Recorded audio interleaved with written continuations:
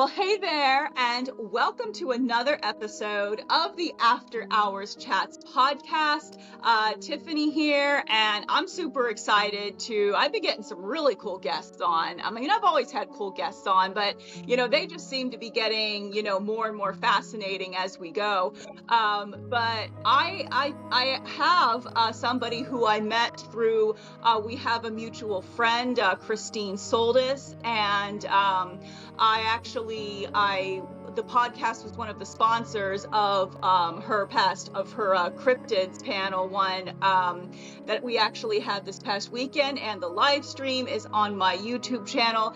But today I actually have somebody that I met at one of the previous panels. I believe it was Aliens and Abductions. That was the that was the panel that Christine does, and Christine's been on here too.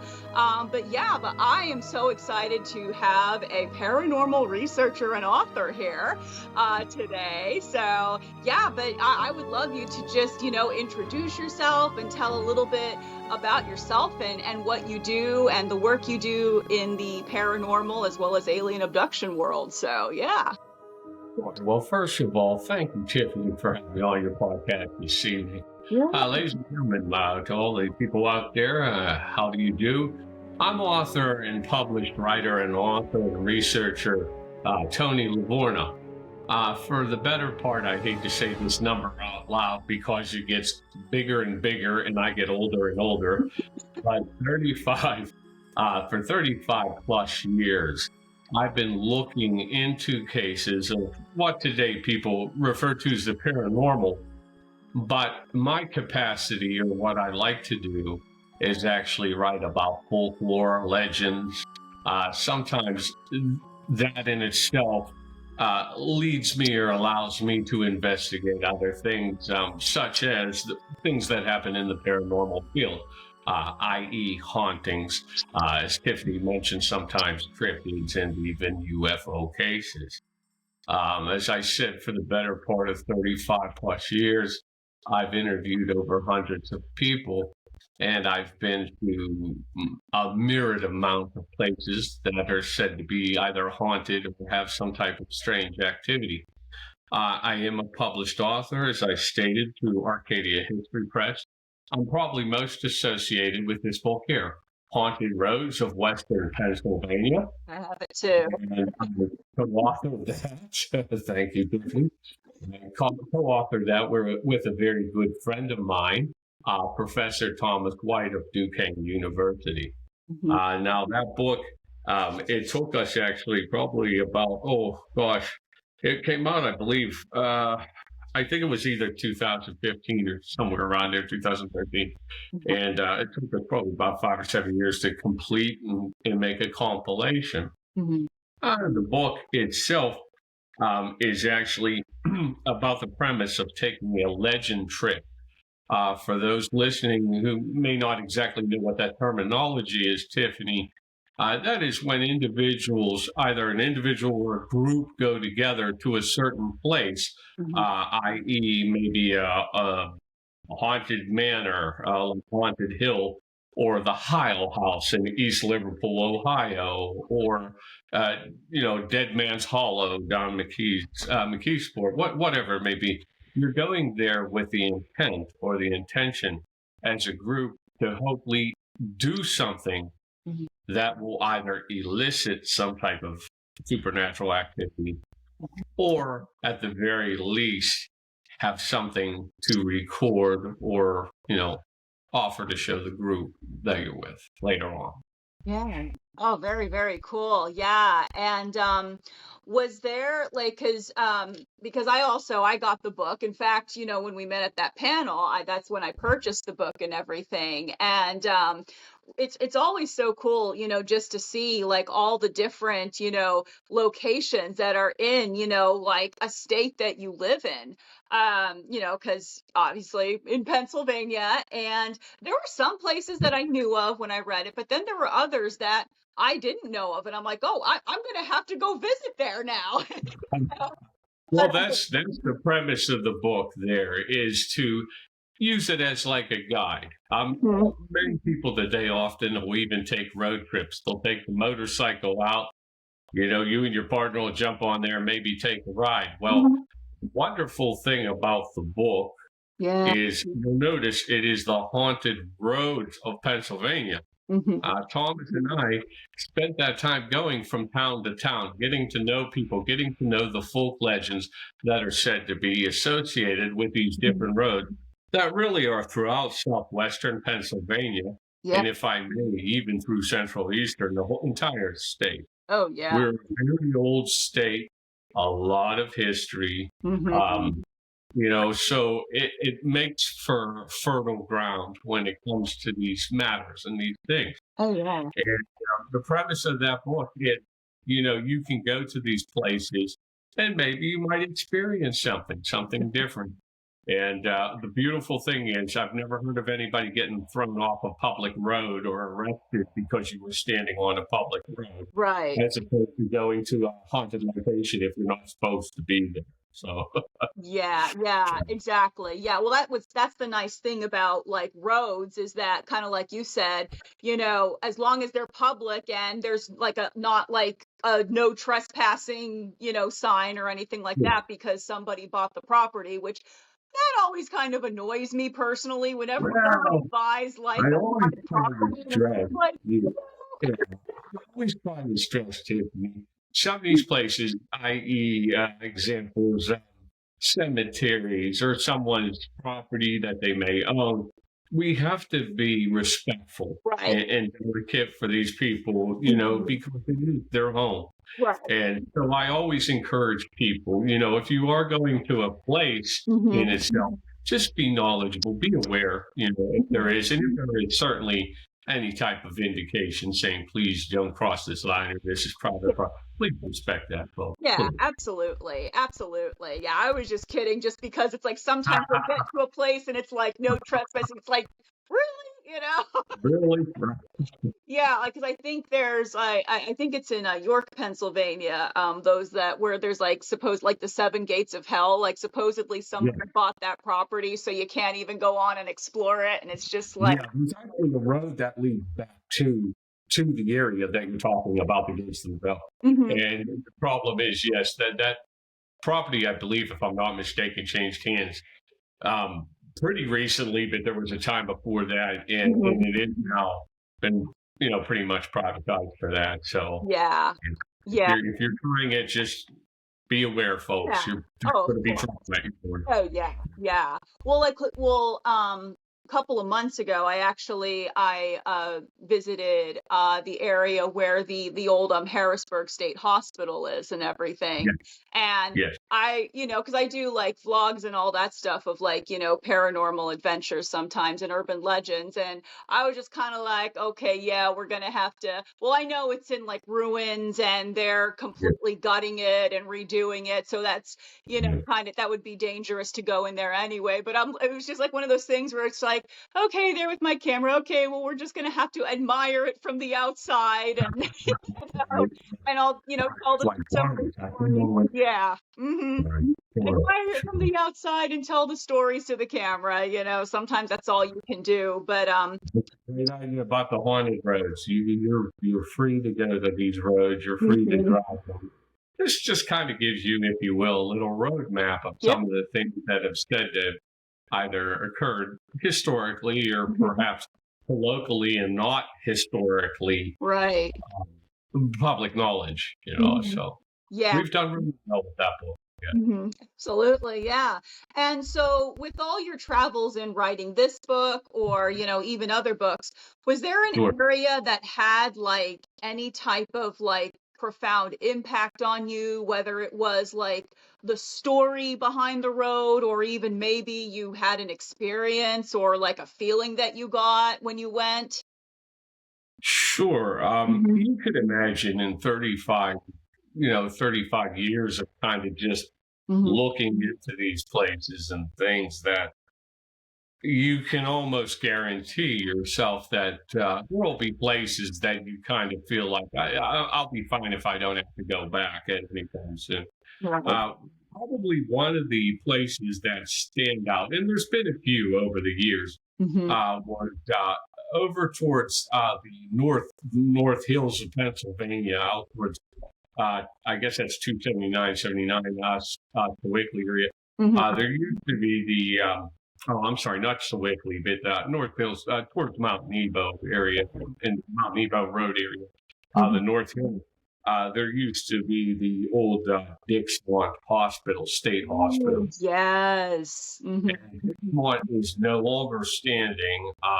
Obviously, I didn't put it in this book here, but Dixmont was a state hospital that was operated, and sadly, like so many were in the days long ago, Yeah. uh, there was some pretty bad activity that went on in some of these state-run institutions. Hmm. One of the things that is most disturbing to me, Right. uh, the mistreatment of people or patients, if you will, that were the patients in these institutions at the time. Yeah. And one of the aspects of folk legends there at Dixmoor was the inhumane way that these people were often washed or taken care of, and it was almost like on an assembly line. Hmm. Like you probably treat cattle better today than that. Um, it is a place, to your point, it is a place that I'm glad no longer stands. Yeah. I'm glad no one can really go there. The cemetery, I believe, is still there, but it is, again, forbidden from any type of public knowledge. But if you were there back in the day when I had gone, you could actually walk up and Hmm. see the placards of those who have passed from that institution. And it was just one of those places that kind of make those hairs stand up on the back of your neck. Hmm. Now, I can't say personally that I experienced anything that I would classify as the supernatural, but it was certainly a place that was dark, Right. gave you a very hollow, cold feeling, and it did kind of it focused in on the darker aspects sometimes of writing about these things. Yeah. Another one that probably falls into that category, I mentioned a little earlier, the Heil House in East Liverpool, Ohio. I know Okay. that's a little bit over the border from Pennsylvania, but when you Yeah. say, have you ever been in a place, it's just something. Yeah. And not only a day there investigating with some paranormal investigators, it would be OPIT, the Ohio Paranormal Investigation Team of Ohio, which were a female investigator into these things. And we stayed there for just like an evening, I was just getting a feeling of what actually goes on in some of these investigations. I'm a type of person, I like hands-on, and if I do research, I want to be there, I want to see it, I want to feel it, I want to understand these things. Mhm. So it was one of the few places I could truly say when we left. It just there's again a very hollow feeling, and there was some activity there that they feel that they had captured some evidence. For me, these things are all different. They're all learning curves. They're all something different in a different aspect of it. Many people don't realize really when you talk about the paranormal. Um, I like to often tell people at the shows when I'm conducting book signings or speaking engagements. Mhm. I like to tell people think of it as an umbrella because when you say the paranormal activities and paranormal in general, you're speaking kind of if you will, a wide umbrella, and under that umbrella are many different aspects of it. You mentioned some of them, the UFOs, the UAPs. You were there at the cryptids panel. Yeah. Cryptid, for those that might be just joining us or kind of new to this, Bigfoot would be considered a cryptid. Racetown Lake Monster would be considered a cryptid. Mothman, those sort of things. What they call high strangeness. The Men in Black, those sort of things. Also, under different categories, there are other things. apparitions. You have shadow people. We could go into those things if we have time a little bit later in the interview. But there's many aspects of them. And there's not, when you say it, you have to remember you're kind of talking about a wide variety of stories. Yeah. Yeah. So what exactly, was there any particular moment in time that, got you interested in researching the paranormal and the unexplained, Well, my story is kind of a bizarre one. Mhm. I actually started, as I said, 30 some years ago, really in my college days, Mhm. starting to look into these matters. Right. But to get to the root or the nucleus of what you're asking, the question that you're asking, Mhm. I would have to take us a little bit further back in time to the late 70s. Okay. And at that time, um, I had experienced something or I was told something um, by my then, well, by my aunt on my mother's side. She had a near-death experience. Oh, wow. She actually was in an accident, and she lost her leg subsequently, Oh, just below the thigh of her right leg, and she died on the operating table. oh, wow. And she was gone way over the usual 8 minutes because after 8 minutes, if you're not familiar with the procedure, without oxygen to the brain, most likely you will be brain dead or have some type of profound motor impairment and function. Yeah. She was gone and they worked on her for over 18 and a half minutes, almost 19 minutes before Oh, wow. they were able to resuscitate her.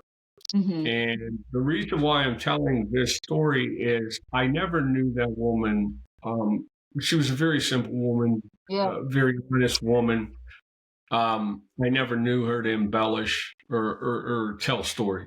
Mhm. And one night we were sitting around her home. They lived outside of Tucson, Arizona, Mhm. and we were there on a vacation Yeah. and began to relay what had happened to her in that time that she laid on that table, on the operating table.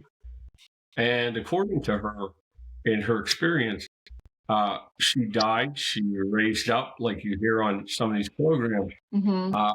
She suddenly went through a tunnel, and before her stood this humanoid being.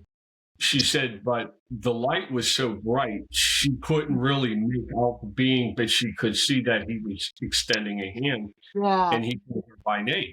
Uh-huh. So she grasps the name, or excuse me, she grasped the entity's hand Mhm. and he said, are you ready, Beverly? Wow. And at that, she realized that her husband and two small children that she had would be, her husband would have to do that, and he was handicapped. He had lost an eye in the service. Right.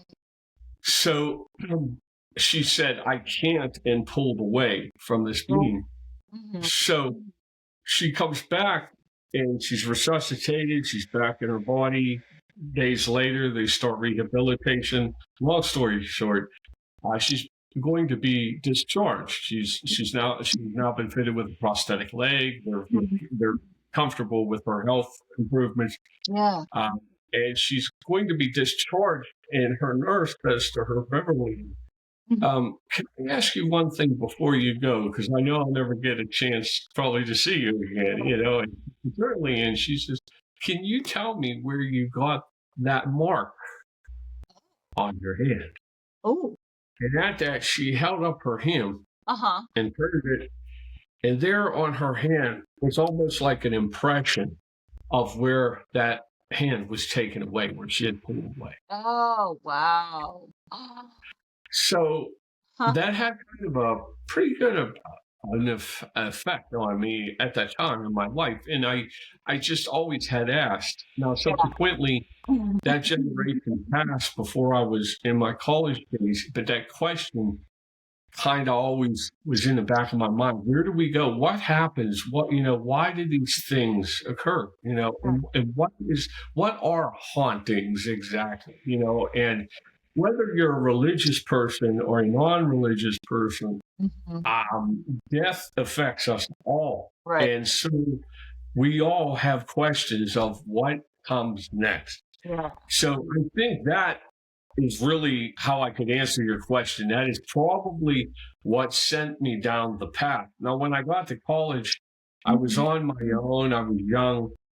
At that time, the advent of the internet and the things today were not like today. Okay. So if you had to do research, you had to do it the old fashioned way.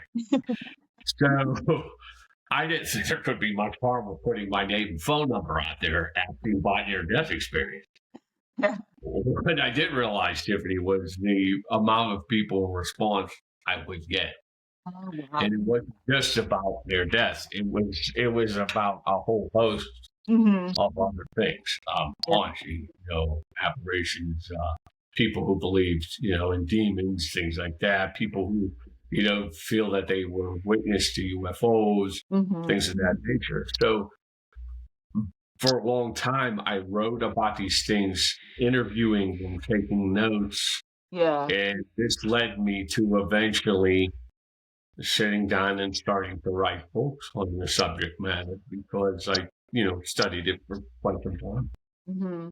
Oh, wow. That's so cool. I mean, and that's a very like that story about your aunt, that's like, wow. Like, especially like, she had that imprint there that, Yes, even the nurse was like, how did you get that? That's, ooh, wow. it is And, one of those things to say for so many people. So many people seek out the answers. They seek to have some type of experience. yeah. I think it's so much different, I can tell you, for the people who have had some type of experience. I can tell your viewership that there's a certain look in someone's eye who has experienced real fear or real anxiety or something that was so profound in their lives that there was a them before this event and then there was a them after the event. Yeah. Yeah. Yes. Wow. Yeah. And like what's your thoughts on some of the theories on like the afterlife and the paranormal? Because I know some say there's some that say that it's like residual energy, others say that it's like departed spirits that are maybe a little confused, don't know they're dead. Some of them don't think they're human spirits at all, especially if you get into the more very like religious factors. It's like, oh, it's all demons.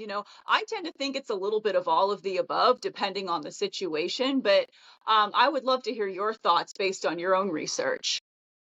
That's an excellent question, Tiffany. That's an excellent question. Again, for your viewers at home, residual ghost and residual activity is another, as I like to call, 50-cent term in the paranormal world. What's that basically asking, as the name implies? If somebody sees something, they usually see what they believe to be a ghost or a person, and it's kind of, if you will, for lack of a better term, kind of stuck in a loop. Right. They may see them performing some type of function over and over again. Yeah. So that is a residual ghost. Now, I will tell you, I know obviously your followers and things, they're not going to be able to see really these pages, but I have many pamphlets like this, folks. Okay,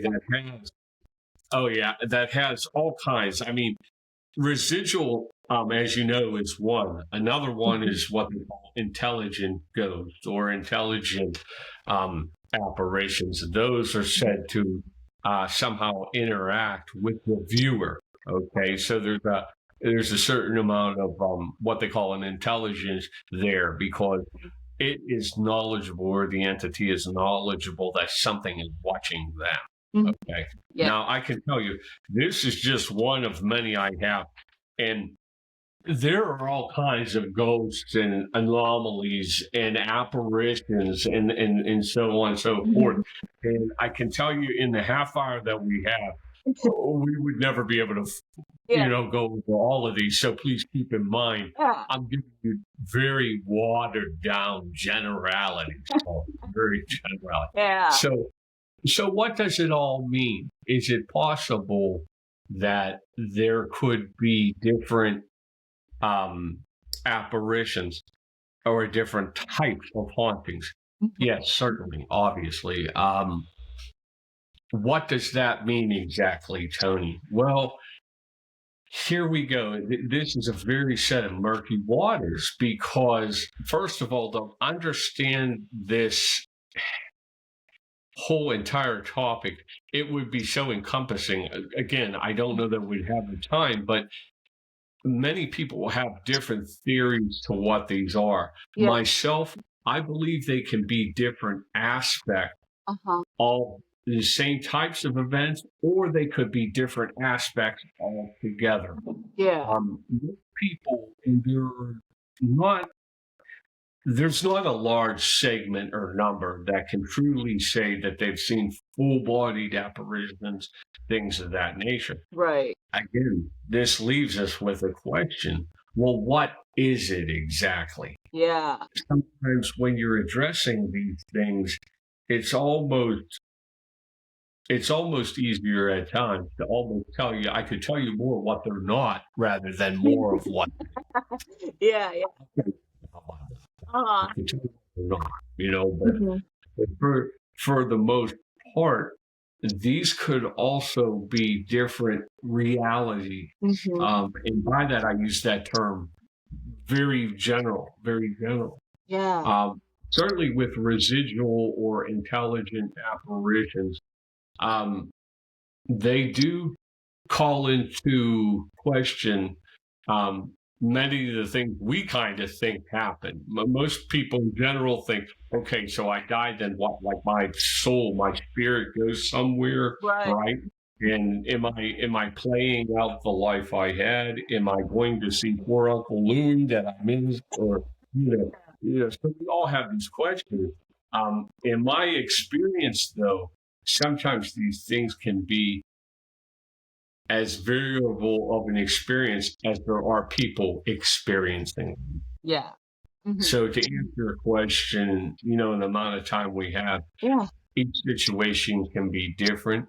Mhm. Each situation could have a very complex answer, Yes. or they may not have an answer at all Mhm. because we don't know the full details on all the criteria that create that situation. Right. Yeah. Yeah. And I'm sure you've like been to Gettysburg at least once. Mhm. And I've been to Gettysburg a few times, and Sure. and obviously, what took place there was a very traumatic time in, our Absolutely. history, and in many more ways than one. So, and, I had experiences there, things that I heard, things like cannons being shot on the battlefield. In fact, I did a whole Sure. story time like on that, like on my Oh, YouTube absolutely. channel.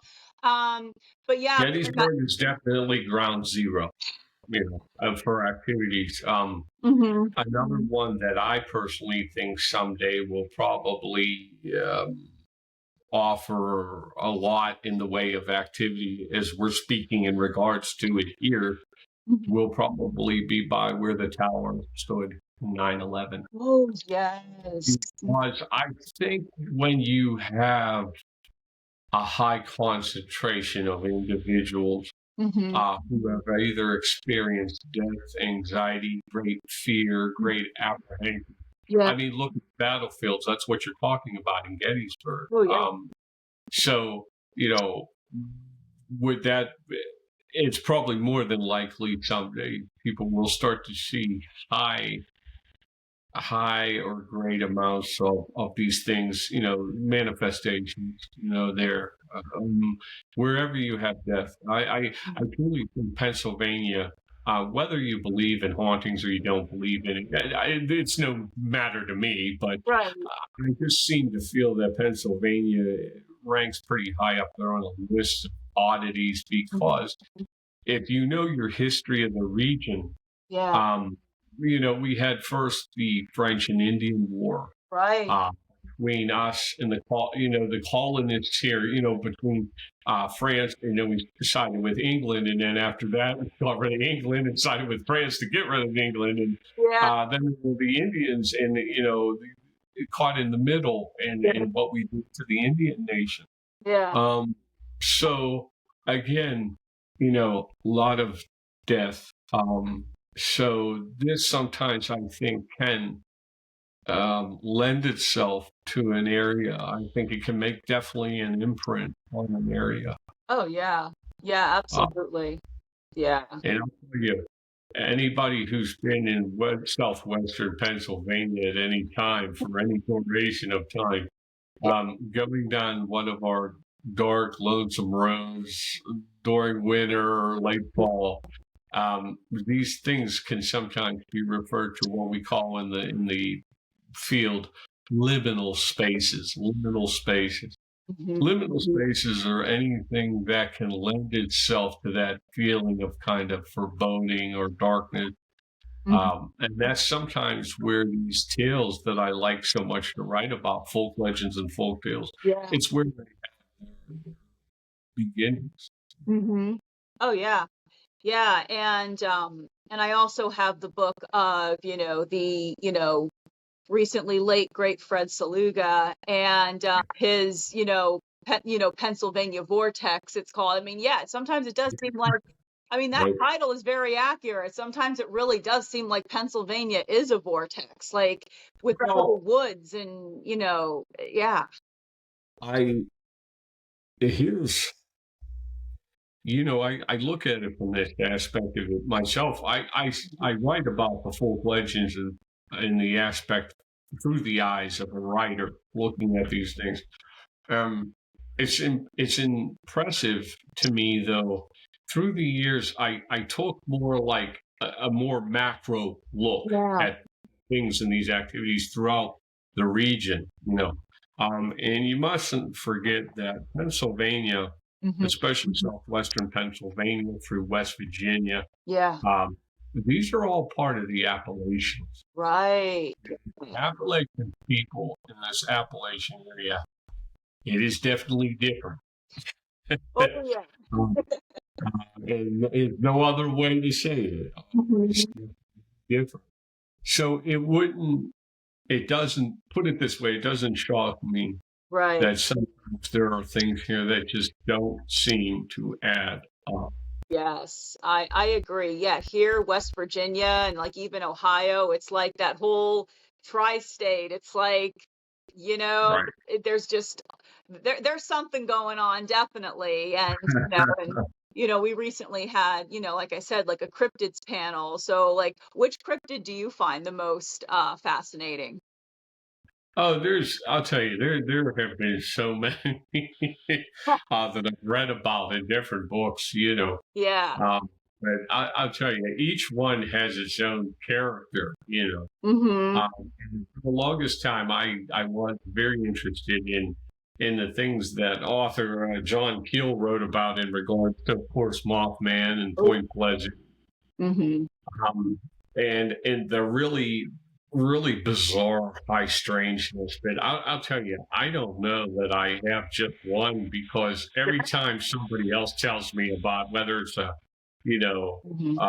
legend of Boggy Creek or the Grass Man from I don't know somewhere down the.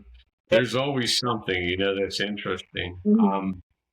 I do find though interesting to me from the aspect of folklore and folk legends that in my book, uh, forgive me, I'm not trying to make a plug, but I'm just trying to make a statement Yeah.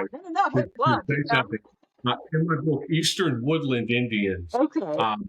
I write about the Eastern Woodland Indians that live throughout this area. Mm-hmm. And a lot of their, I want to say, beliefs Yeah. um, in legends of their belief system. They do mention things like winged creatures. They do mention things like Bigfoot. They do mention like the Wendigo, like a demon, that's half beast, and Yeah. all of this. So a lot of these things have a very long history to them. Yeah. I think sometimes when younger people start reading about these things and they start to research them a little bit, they don't understand that these things, folks, have been around a very Yeah. long time, Uh-huh. in regards to humanity.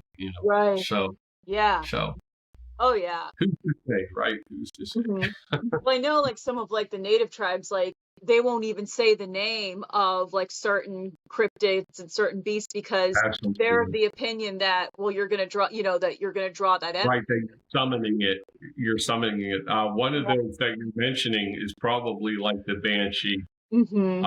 or even like I don't know if you've ever heard. I mean, this is like the high strangeness too. I mean, like the headless, like the bodiless heads, the screaming head. Oh, Another belief in the Native American culture. yeah. All of these things are derived too from what they consider their creation stories, which are like their ancient stories, like if you would with Christianity, with the New and Old Testament and things. So these have been long handed down. If you go to Alaska, the Alaskan peoples, the Eskimos, they have their totems, their belief systems. Mm-hmm. If you were to take a trip, if I threw you on a plane, took you to Japan, Yeah. they have legends of like the turtle and things. Yeah. Here No in the matter where you go, States, yeah. yeah, I mean, you have so many Native American cultures all the way, out to the central part of our country, out west. Yeah. Down to Florida, you have the Seminole and the Stikini. In their belief system, the Stikini were a tribe of Native American Indians who would at night supposedly go out into the woods and take off their outer body. And Yeah. underneath them, they were like flying. They kind of looked all like in nature and appearance, Mm-hmm. and they would hang like their entrails on the trees or whatever. So there's all kinds of strange and bizarre, Yeah. folk legends. I mean, as a folklore um, researcher, I could talk to you for days about these things. I mean, they go back a very long time, Mm-hmm. very long. Oh yeah. Yeah, a lot. I mean, ancient, Yeah, before, anybody settled on any type of land, like that's, right, yeah, it's been right. They there. were here far before and now there are Native American people who believe that they talked to what they call the star people long Yeah. before it was ever said here. So, again, who's to say? I don't know. Oh yeah. I, Yeah. So what is like your writing process when you go to write like one of these books, like, The Haunted Roads or, the book that you right. showed me, like what is your like research and writing process? Well, first of all, the things that I often write about, I want to establish the fact that usually with these places, I've been there many times, not just Mhm. once. Some of the flavor and some of my writing style and process, I like to go to the places, even talk to the people that live there. Mhm. And then I try to do my research collegiately, through like books, what is the history of this? Has there been things that have been documented that have happened there, or are these just strictly Mhm. more colloquial legends, and then once I start to establish it, I try to take a look sometimes to see what the bigger picture is. In the Haunted Roads of Western Pennsylvania, on page 48, I talk about Shades of Death Road. Mm. It's one of my favorites. Okay? Yeah. It's not far from where I reside.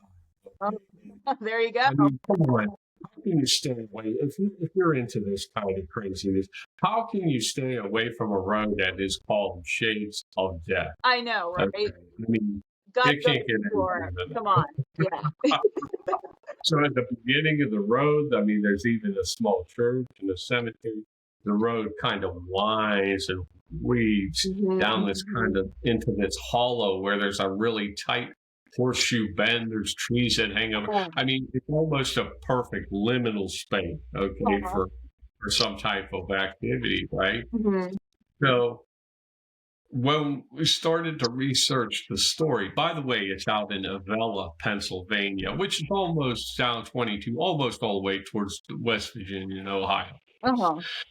So, Shades of Death Road, first of all, long ago for the Pittsburgh Post-Gazette, there was a writer, David Templeton. Mm-hmm. And so he says, I'm going to try to interview people, which is something I would do. He says, I'm going to try to interview people to see whether I can understand where this Shades of Death Road originated. Mm-hmm. So David goes there and he starts to talk to some of the local farmers and such. And they said, I think the reason why that is because the road is lined with hemlock, and hemlock trees are poisonous.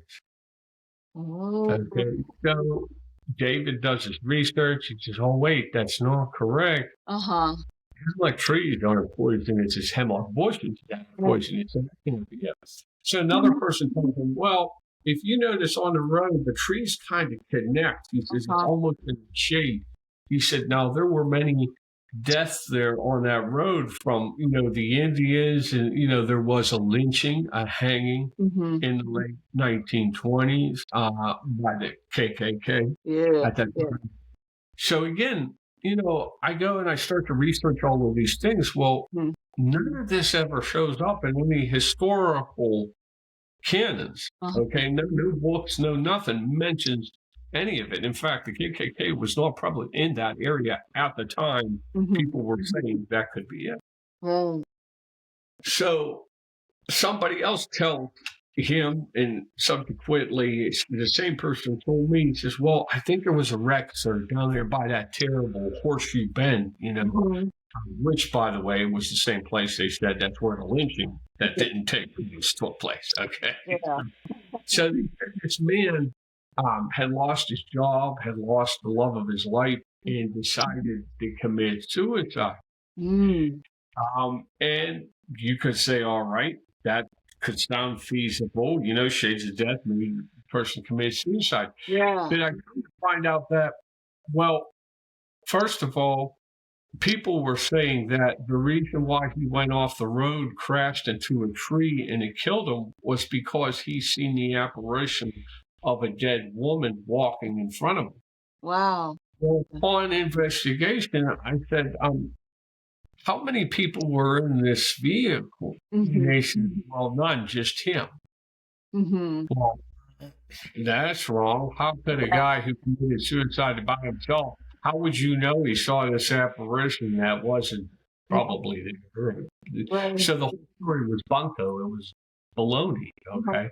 So I started to do research, and this is what I do. I kind of stumble through things, almost like a Columbo. I find the things that are not making sense. So you go through it, and I go through the history of it, and then all of a sudden, something happens. There you go. So apparently, on July 7th, back in the 1920s, 1930s, there was a small shanty town that was set up there by coal miners who worked for this man who had a coal company and was owned by a man that was over the border that resided in Brooke County, West Virginia. Yeah. And this man decided he was going to use other workers and fire the men that were there. They were unionized labor. And he thought he could get a better deal with these other people. So on the very morning, he decides to bring a train full of these men, and they're going to cross the Union picket line to take over the mine.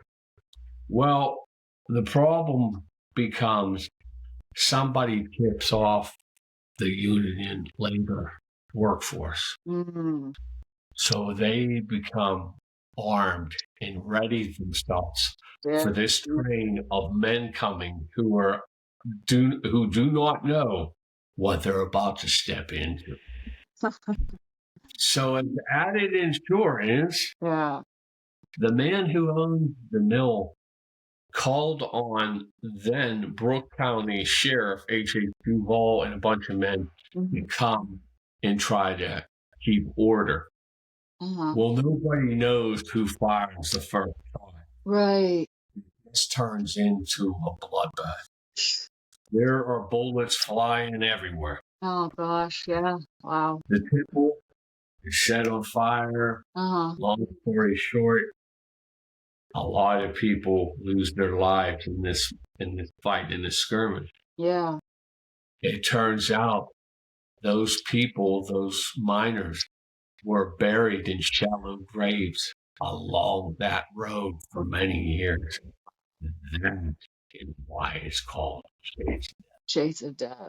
Wow. Yeah. Ooh, so fascinating. That's like chill. Sometimes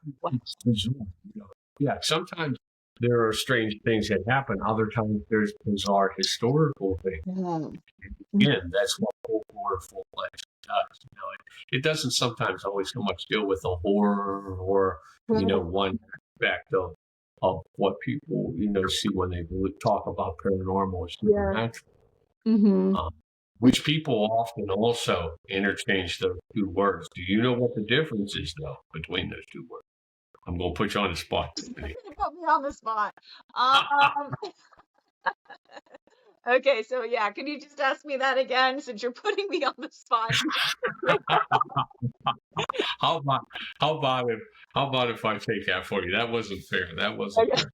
When you're dealing with paranormal and supernatural folks, for those listening, sometimes people interchange those two words a lot. They're saying paranormal, supernatural. So you say to yourself, well, what is paranormal? What is supernatural? Or are they the same?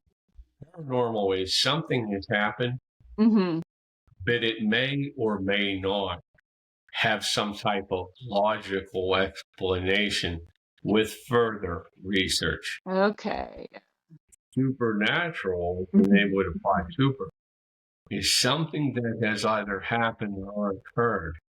And there is no reasonable, profound explanation for it. Yeah. And you might not know it now. Right. And you may never know what caused that experience. That. Wow. Yeah, there you go. Well, yeah, because naturally a lot of people do just assume it's the same thing, it's like, Right. they use it interchangeably a lot. And no, but that is interesting that, they actually mean like, slightly different things, yeah. Exactly. The two being, the supernatural, that is more, it has a more mysterious overtone. Right. Because the likelihood is you are never going to know what was the cause of this, whether it be an apparition, whether it be an effect, whether it be a UFO sighting, whatever. Yeah. Wow. Very, very cool. But are you working on any other new books or anything like that, or? I still have, I think, one more in me. I think I still have one more in me, and it will be dealing with more of the paranormal, the folk legends and different incidents that happen. And some of the high strangeness as well. Right now, I am focusing on, I have a show coming up in June. It's the Forest County Bigfoot Festival, which takes place in Marionville, Pennsylvania, which is north of I-80 up towards the Allegheny. Yeah. What are the dates? What's the dates for that? The dates for that, Tiffany, are June. I believe it's the 12th, 13th, and 14th. It's like a Friday, Saturday, Sunday. It's like the end of the second week of June. Yeah, so I will be up there signing my autograph. Yeah, I'll have to see if I can make it out there. Yeah, please. Yeah, there are a lot of people that attend this festival. I think it's probably become one of the largest festivals of its nature along the East Coast. Oh, cool. Yeah. Message me the name of that, like when we're done. Yeah. Forest County, which is in Marionville, Marionville, Marionville, Pennsylvania. Okay. So yeah, it's about it's a couple of hours from Pittsburgh, like 2 hours. Yeah. Yeah. So yeah, Yeah, I'll have it's to a see if I very can. big show. We have very large crowds every year. Really good turnout, and there's many wonderful vendors. Uh-huh. There are bands, the whole bit, Very vendors. cool. So, Yeah. yeah. I'll have to see So if I I will, I will have all the books there. I'll have the Haunted Roads. I'll have the Eastern Woodland Indians. can. Yeah. Also appear in Supernatural Laurel, Pennsylvania. Ghosts. Ooh, yeah. I'll have to check it out. Mm-hmm. Astonishing Tales of Pennsylvania, Curiosities, Curses, and Creatures. Yeah. So I have the UFOs across Pennsylvania. Very cool. Yeah. Well, like this summer, I might do like the Haunted Roads of Western Pennsylvania challenge where I visit all of them, or at least There as you much of go. them as I can, and vlog about it. So that's one thing you might see on my After Hours YouTube channel, like this whole summer. So You have my blessing. You have my yeah, blessing. there you go. And where can people like find you and find your books and see where you're going to be at next? Sure, thank you. The books, the easiest way, folks, is you can even punch in on Google, just punch in the word author, AUTHOR, and then my name, Tony, TONY, Lavorgne, LAVORGNE. If you do that, all of my books will come up, including I have like 30 free podcast episodes where I've interviewed people on different sites and things. But you can get on Amazon, you can get on to the internet and pull them up. They're at many different places. I think Target carries my books. Mm-hmm. I believe Costco, Giant Eagle, supermarkets. Oh, okay. So they're all over. If you want to contact me, Yeah. you can shoot me an email, mosie52@gmail.com, Okay. or I'll see you up in Marionville on June 12th, 13th, and 14th. Cool. Yeah. So we'll definitely put all those in the show description and everything. So yeah, cool. But like any final message for anybody about like the paranormal or anything like that? Well, the only thing I think I would like to say in closing is, especially to the younger listeners and viewers, please be careful. Yeah. Be careful where you go. Be careful what you do. Don't take anything as a souvenir that you found there. Just leave them there, whatever it is. Tempting as I know the younger people are curious. They want to play with Ouija boards and all of that. Right. I would caution, stay away from all of it, okay? Be safe. Be smart. You want entertainment? Buy a book. I'll tell you all about it in our books, or listen to Tiffany's podcast. You're much safer. Don't go to these places. Watch my 100 Roads of Pennsylvania challenge. There you go. There you go. That is a very safe, I'm sure, activity to do. And I'm sure you may, who knows, you may find some real interesting activity. Yeah. And if you need any pointers, Tiffany, you know where I'm at. I can tell you about it. Fabulous. Fabulous. Well, thank you so much, Tony, for coming on. It was great to chat with you and everything, because we didn't really get too much of an opportunity at Christine's panel just because there's always so much going on at those things. And there always is. There always is. Yeah, but I'm glad I got to talk with you more about like your books and just about your theories on, the paranormal and a little bit on cryptids, and, hey, maybe we can have you on again and delve a little deeper, into some of this stuff. But yeah. Oh, absolutely. There's a lot out there. And like I said, there's many aspects, it just depends upon what appeals to you, as a person. I like to write about the folk legends and ghosts and hauntings and the places. Pennsylvania's full of them, that's for sure. Yeah. Oh yeah, absolutely. That's why I I love like the tri-state of like Pennsylvania, West Virginia, and Ohio, because I've been delving further into the Dogman and everything recently. Oh, absolutely. Oh, don't get Woo! me started on him. Don't get Yeah, me started on him. that's The another dog man, episode. that is probably he's probably one. You had asked me a favorite cryptid. Mhm. Dog man is probably one of my all-time favorites. In my book, Astonishing Tales of Pennsylvania, Yeah. in that book, I actually talk about the Shenango Valley dog man case. Yeah. Mhm. And it is a doozy. It is really bizarre. This is an illustration somebody had made of what they believe they saw. So yeah, Mhm. there's a little bit. I mean, there's a lot there. That's one of my favorites. Yeah. One of my favorites. Yeah. I But actually got to speak one time with Linda Godfrey, who was a very good author and writer, and she wrote the Michigan Dog Man and the Bray Road, all of that. So incredible. Some of the stories are just downright frightening and bizarre. You can't get much better. yeah. Oh goodness. Yeah. Like I said, maybe we can have you on again and we can delve a little bit deeper into some of this stuff. But yeah, but in the meantime, definitely check out Tony. I'll leave his like Amazon links and all that stuff in the description, and also information on at the show he's going to be at in June. And definitely though, if you want to, I think this is a great startup. The Haunted Roads of Western Pennsylvania is a great startup and introduction to his work. And kind of like what he said in the beginning, if you want to visit some of these places, it's like it's legal because they're open Absolutely. public roads, so you don't have to worry about, because sometimes, because at some places, as I'm sure you know, Tony, you have to contact them, get permission, and and you have to like convince them that no, I'm not a weirdo, I'm actually, well, I mean, maybe you're a weirdo but in a good way, but like I'm actually legit. It's a good weirdo in a good way.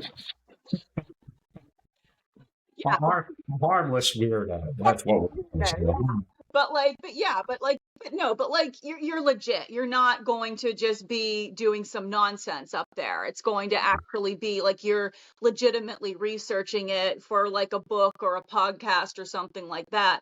Whereas with these roads, it's like, yeah, like I said, I'm wanting to do some sort of haunted roads of Western Pennsylvania challenge, where I can freely visit them, like, if I, whenever I have a free day. So yeah. Absolutely, they're a great way. Like I said, there's many people who buy them either to jump in the car with their significant other, or just get on the motorcycle ride and say, "Hey, we're going to pick a place today, and we're going to go see what happens."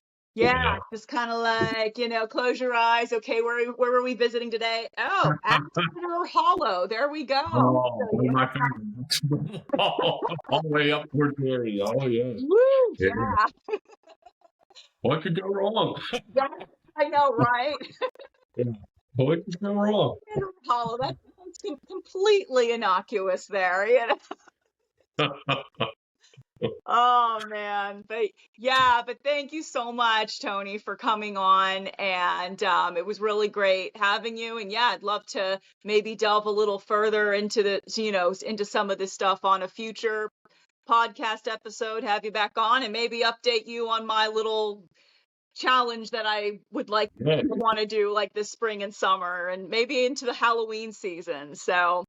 sounds great. Sounds great. Tiffany, thank you so much for having me on today. Yes, thank you. And thank you everybody for listening, and check out Tony and his work. And as always, stay safe out there, stay fierce, but of course always stay spooky. Bye. Bye.